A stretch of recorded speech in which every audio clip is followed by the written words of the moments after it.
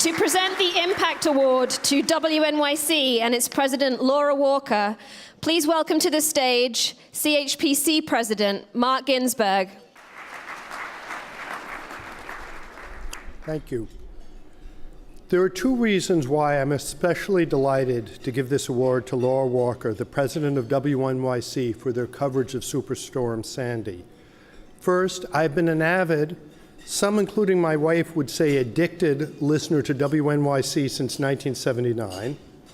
And second, I met Laura our freshman year in college when we lived in the same dorm, and we've been friends ever since. She sustains a high-powered job, is part of a wonderful family of intellectuals who are all her equal, manages to maintain and foster friendships over decades, and I happen to know that in her spare time she makes a mean risotto. Today, internet-based world, news cycles have become very short, the integrity of information is suspect, and the sound bites substitute for real information. WNYC has bucked this trend and maintained the commitment to comprehensive coverage of issues that matter to New Yorkers. Over the last year and a half, they have provided our city with in-depth stories covering the state, region, and brought the real stories of the impact of Sandy and how the storm affected our neighbors on the ground. Clearly, this really is news that New Yorkers want, since when you do a search of their website on Sandy, there are 51 million hits. We are very lucky to have them around. Today, I'm delighted on behalf of the board of CHPC to present our Insight Award to WNYC and its president, Laura Walker.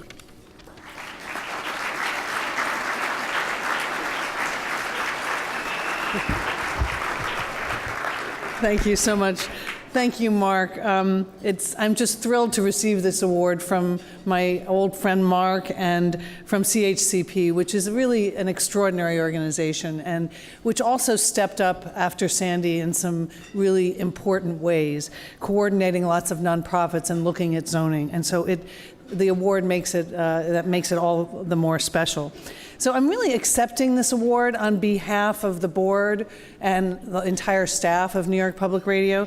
And there are three people with me today that I'd like to recognize. Our trustee, Howard Stein, and two of the great reporters from WNYC, Jim O'Grady and Matthew Sherman. Can you stand?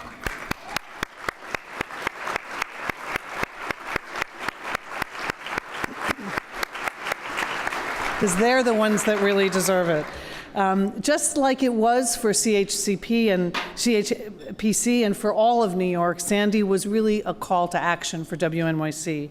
On the night that Sandy struck, October 29th, we were actually supposed to be having our gala, which of course got canceled. And instead we went to work, and there were many of us down in the studio. I remember very, very distinctly looking out the window. I was looking east from our offices when all of Manhattan went dark. But actually, in our offices, the lights just flickered, and the generator kicked in. And we broadcast to this dark city and to the dark region about the storm with information and with a sense of community. Brian Lehrer came in and John Hockenberry, and they shared this moment, and not just the information, but all the stories of what people were experiencing. As dawn broke, Jim O'Grady was in Ocean Breeze, Staten Island, where he met Stephen Dramalis, a city worker who had barely escaped the 8-foot flood waters in his home. That day, our listeners heard that harrowing story, but we didn't stop there. Since Sandy, Jim has filed at least 4 more feature stories following Stephen's ups and downs as he's recovered property and looking at how he's been coping. Matt Sherman was working in collaboration with our team of reporters across the region to report on the key waterfront communities hit hard by the storm. From the Gowanus Canal to the Jersey Shore, we were there. Our AM station, as many of you may know, lost our power. We actually went off the air, and we're off the air for days because it's in a swamp in New Jersey, and the engineers were taking boats to try to fix it. But we did keep WNYC FM and also our WQXR and 3 out of 4 of our New Jersey public radio stations on the air. When the lights came back on, I got this great letter from a woman named Joyce Healy. She lives on West 10th Street. And she wrote, WNYC was our lifeline during all the days we were in the dark zone. It was the only way we had any sense of what was going on.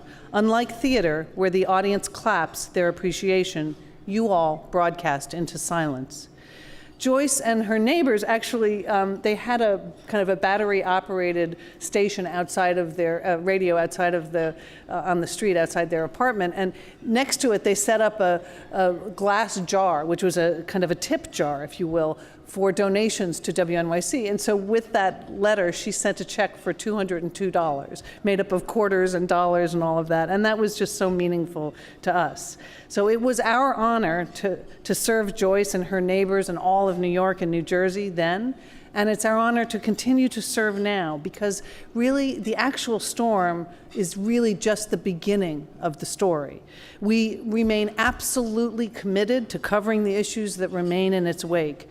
Since Sandy, we've tracked our region's recovery in a series called Life After Sandy, and we launched investigative reports that have examined the flow of federal aid and how our transit system is preparing and can prepare for another emergency.